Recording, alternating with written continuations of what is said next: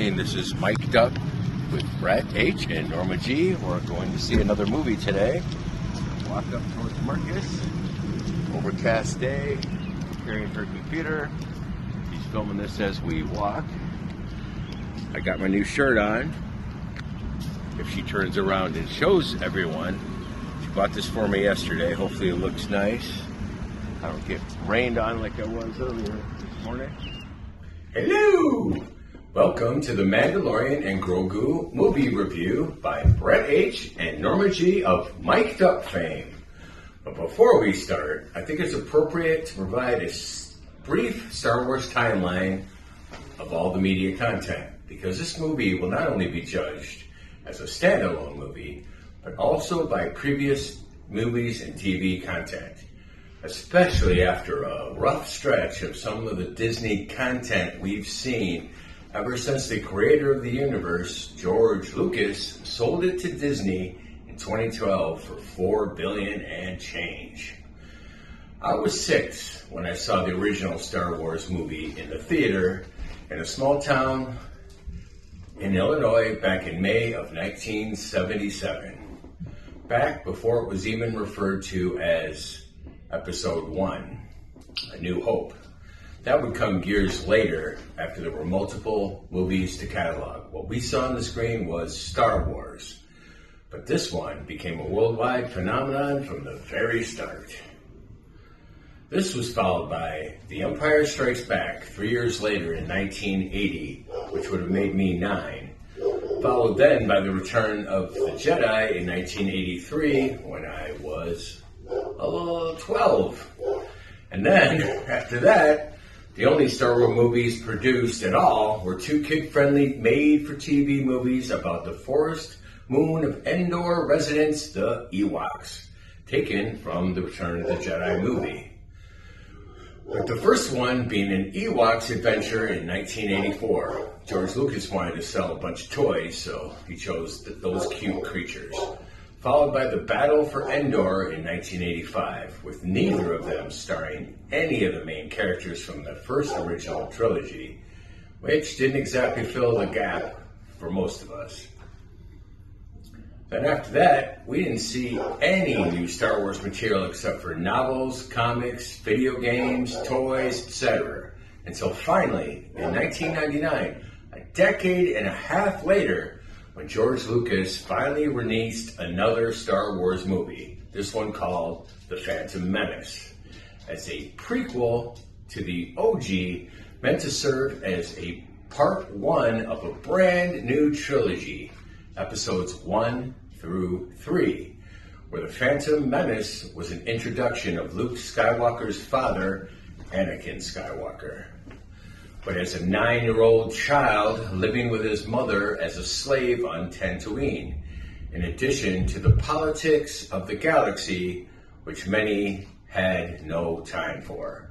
A movie with some awesome computer-created imagery, like nothing we'd ever seen, along with a lot of stiff dialogue, which was nothing new if one were to ask about Harrison Ford's opinion of George's dialogue, where he'd say, "You can write it, you just can't say it." I ended up finding many things about the prequel trilogy to like, but to me, the original trilogy will likely always be the best Star Wars movie ever released. Even if the prequel trilogy has grown in popularity over the last couple of decades, with Attack of the Clones coming out in 2002 and Revenge of the Sith Episode 3 in 2005, which had finished the prequel trilogy. Personally, though, to me, the one that I enjoyed the most out of those 3, and the one I'd be most willing to ever watch again, being the rise of Darth Vader and Emperor Palpatine in Revenge of the Sith. Warts and all. One that followed a very similar pattern of awesome special effects, along with some very stiff dialogue. They were good movies and worth watching, but it says a lot to me personally that I've only seen the prequels a handful of times, compared to dozens of viewings of all 3 movies over the decades of the original trilogy. So many times, in fact, that I've lost track of count long ago, with them being so ingrained in me that I really had never needed to. And let's be real, it was the original Star Wars in 1977 that had the type of magic that is very difficult to recreate, and has had diminishing returns in general ever since, with some clearly being better than others. Where many say it was Episode 5, The Empire Strikes Back, the one that was released second, being the best Star Wars movie ever, where I find that sentiment being mostly true. Yet after the prequels concluded in 2005, there was a flurry of animated shows released, such as The Clone Wars that aired 7 full seasons of material, one where hardcore fans and new ones now hold it in high regard. In fact, in my opinion, it may be better overall than the prequels that had preceded it, followed by what should have been strictly a kid's programming choice, since it aired on Disney XD, a children's network.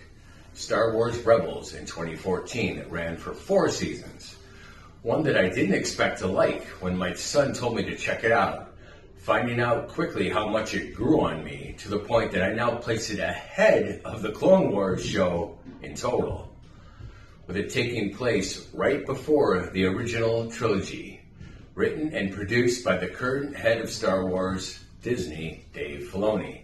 There was something palpable about that kind of storytelling that hinted strongly back to those magical times we felt about the originals, where I would watch either of the animated shows again long before I'd sit down for any prequel or the sequels, which we'll cover in brief later. Because for the younger generation, Gen X born in the 2000s or late 1990s, the animated movies followed in between the live action sequels, where they might be their favorite movies and TV shows. Now, possibly those that were born in 2010 and beyond now love those 3 sequels to the original Star Wars best, with the first being The Force Awakens. That movie was well received overall by the public, made a shit ton of money, and was best of the trilogy by many. Even if I never loved it, I didn't hate it. I just remember sitting in the theater watching it and saying to myself that it looked like Star Wars, sounded like Star Wars, but I didn't feel any magic at all.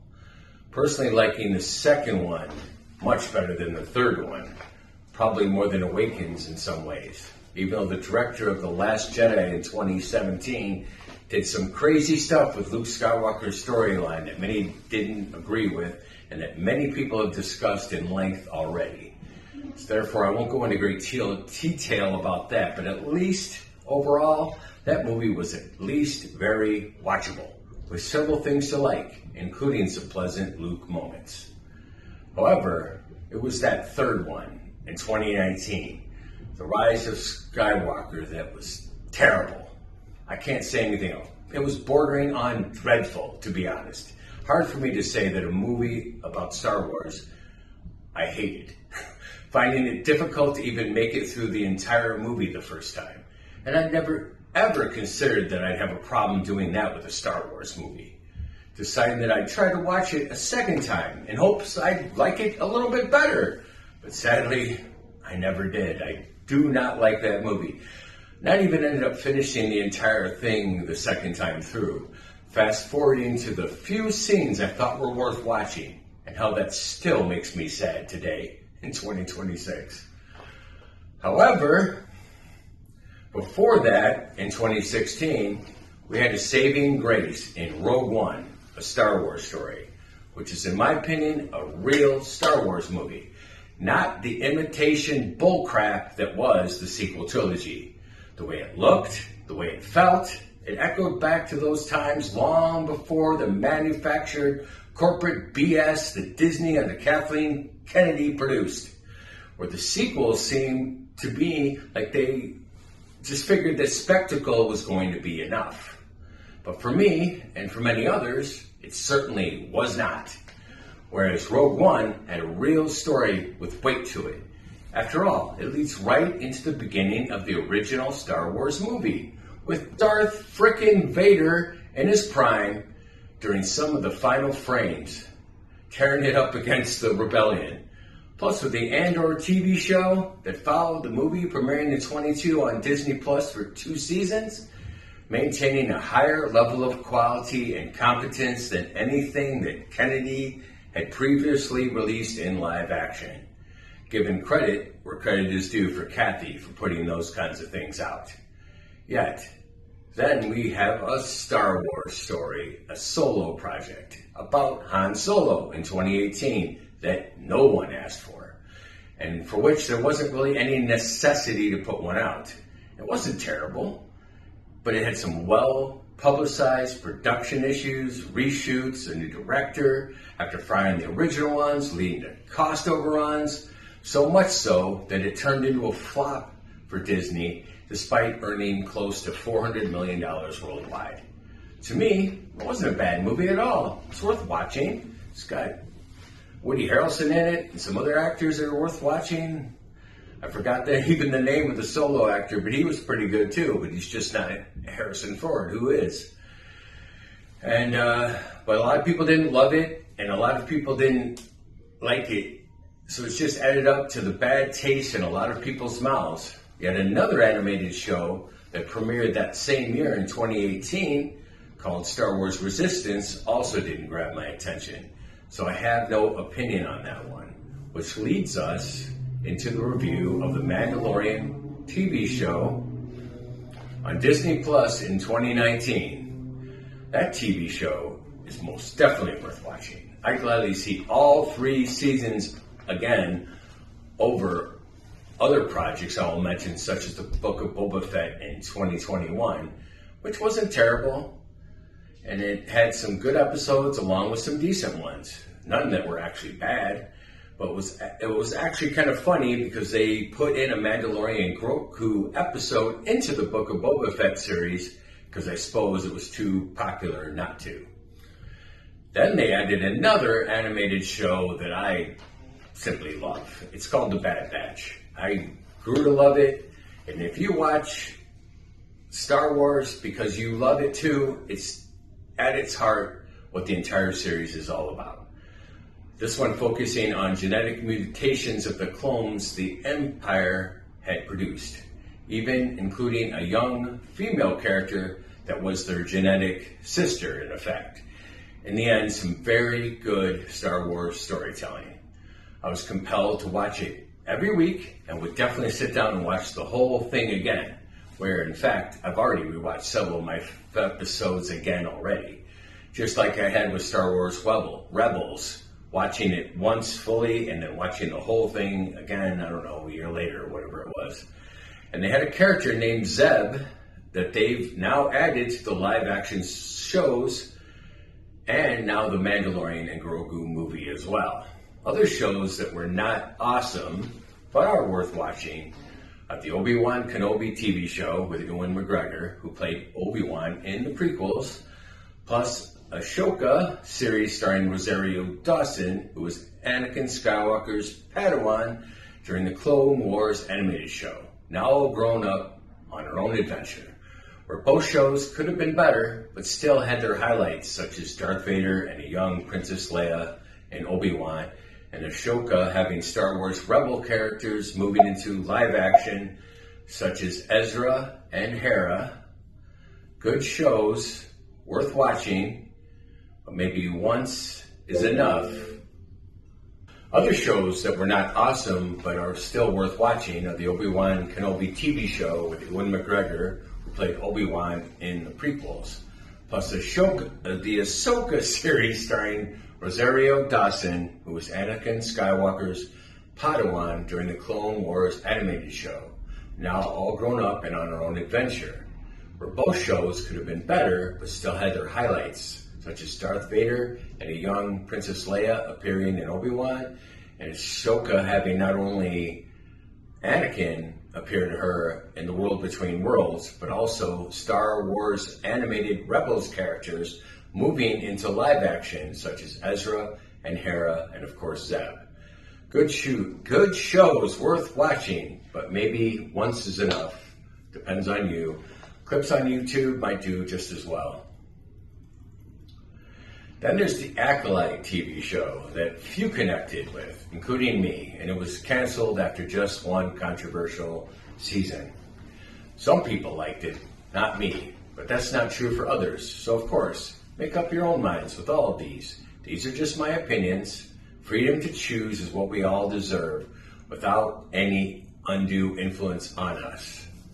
The same with the show Skeleton Crew that was less popular with viewers that I still recommend to watch for hardcore Star Wars fans or just basic fans. And think of it kind of like The Goonies in space, that 80s movie with the kids that went on their adventure. It's a fairly interesting show that isn't going to blow anybody away, but is by all means worth watching, even if it isn't required viewing at all to understand any of the other Star Wars content. Then we get to some more animated shows worth watching, all worth watching in my opinion, in particular order, not in particular order of likes to dislike. Some were better than the others, then same as always, with Visions in 2012, Tales of the Jedi in 2022, The Young Jedi Adventures in 2023, Tales of the Empire 2024, and now Maul Shadow Lord, which is really good actually. Starts a little slow, but builds up to a banger finale, which also further tied Maul into the overall Star Wars lore, having first appeared in 1999 as the villain who murdered Qui-Gon Jinn in The Phantom Menace, and then the Clone Wars animated show, plus Star Wars Rebels. The death of Qui-Gon Jinn proved to be one of the catalysts that led to Anakin Skywalker's downfall, with Obi-Wan's training not preventing his turn to the dark side and becoming Darth Vader, who would have trained Anakin instead and may have stopped Emperor Palpatine long before he could unleash Order 66 through the clone army programming against all the remaining Jedi. Where in fact, in my opinion, it was how the animated content in many ways proved to be superior to much of the live content released after the original trilogy, in my opinion. The only problem is, and in most cases, the only people who have watched or were willing to watch all of this content are Star Wars fanatics like me, or you, or your loved ones. For the rest of the general public, it's simply too much to stay on top of. More like feeling like homework, or better, or burnout from seeing too much of the lesser content to actually seek out the ones that were better. Meaning that by the time we get to today's topic of the Mandalorian and Grogu movie that we're here to review, a lot of apathy for the Star Wars brand has set in. It's unmistakable. So as we've seen up to this release, how there's been so much negativity baked into the movie before it even came out. Haters wanting to hate for hate's sake. It's unfortunately the society we've created through all of our various social media outlets. There's even people being paid, apparently, to either give glowing reviews to things or terrible runs for things without any thoughtful examination to what the actual truth may be about it. And the fact is, a lot of Star Wars fans, plus the general public, didn't end up getting a Disney account to watch all this content, or canceled because they weren't that impressed, or impressed enough by the product to give a damn anymore, with the Rise of Skywalker remaining a huge dark stain that further alienated the fan base and the general public. Many of us, having grown frustrated to the point of apathy setting in there, just nearly wasn't the kind of hype and excitement for the Mandalorian and Grogu movie. I was interested, and I was getting pretty frustrated hearing so much negativity about it before people could even see it, which is what I meant about how we deserve to enjoy something without too much undue outside influences clouding up our own judgment. Norma, our valued producer of Mic'd Up, was never a huge Star Wars fan like me. She prefers action movies or detective whodunits, for example. but she liked the action in the Mandalorian TV show leading up to when Baby Yoda, or Grogu, was first shown on screen. She, like so many others, were immediately smitten by him. We both enjoyed the show and preferred the first 2 seasons the best, like most fans. In any case, we planned to see it the first weekend of release. So we went on a Sunday morning matinee where there were 30 total seats taken by the listed seating chart. And this movie was probably on like 5 different screens, all at the same time with multiple showings. Which I didn't think was bad at all, having 30 in our particular theater location, the screen we were watching on that time of day, being before noon. And from the moment the movie started, we were engaged. We both loved it. 2 thumbs way up. As I've stated, she's not a super fan. And as I've clearly stated, I haven't loved everything since the beloved originals.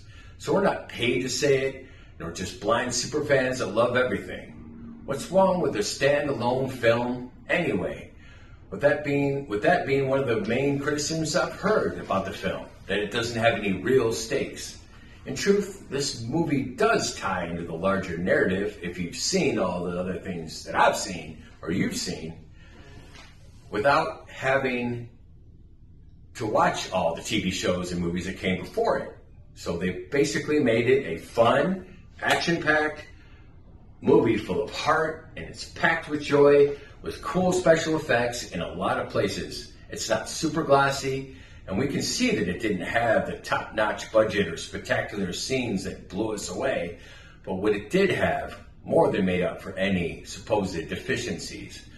Norma and I loved every minute of it. We were never bored, and it's perfect for kids and families this summer. Hardcore fans who doubt that, I'd suggest you give it a try. And for the casual fans out there, it's safe to say to go back in the water, as they say. So if you haven't noticed by now, we loved it. It comes highly recommended, and I predict through positive word of mouth and actual movie goers that it will become profitable over time. We use the number of microphones to determine a final rating. Norma gives it 3.5 stars or microphones out of 4, and I concur. Go see it. It's not the best Star Wars movie ever made, but compared to Rise of Skywalker, it's an Academy Award winner. Go see it and enjoy it. Thank you for coming and hearing me out, and keep looking for mic'd up content.